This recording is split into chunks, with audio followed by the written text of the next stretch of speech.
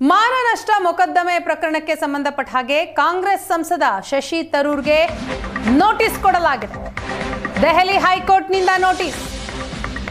ರಾಜೀವ್ ಚಂದ್ರಶೇಖರ್ ದಾಖಲಿಸಿದ್ದಂತಹ ಪ್ರಕರಣ 2024ರ ಲೋಕಸಭೆ ಚುನಾವಣೆಯ ಸಂದರ್ಭದಲ್ಲಿ ಸುಳ್ಳು ಆರೋಪ ಮಾಡಿದಂತಹ ಹಿನ್ನೆಲೆಯಲ್ಲಿ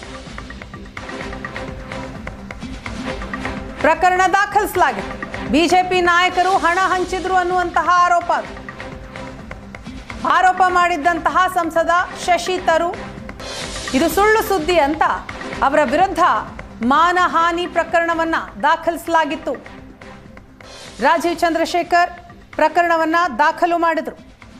ಈಗ ಈ ಪ್ರಕರಣಕ್ಕೆ ಸಂಬಂಧಪಟ್ಟ ಹಾಗೆ ದೆಹಲಿ ಹೈಕೋರ್ಟ್ ಶಶಿ ತರೂರ್ ಅವರಿಗೆ ನೋಟಿಸ್ ಜಾರಿಗೊಳಿಸಿದೆ.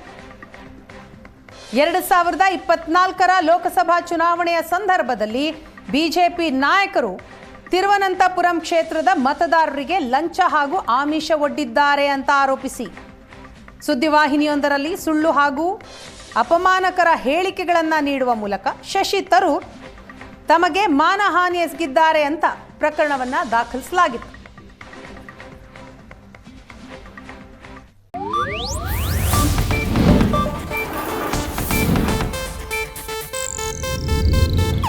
ಇದು ಏಷ್ಯಾನೆಟ್ ನ್ಯೂಸ್ ನೆಟ್ವರ್ಕ್ ಪ್ರಸ್ತುತಿ.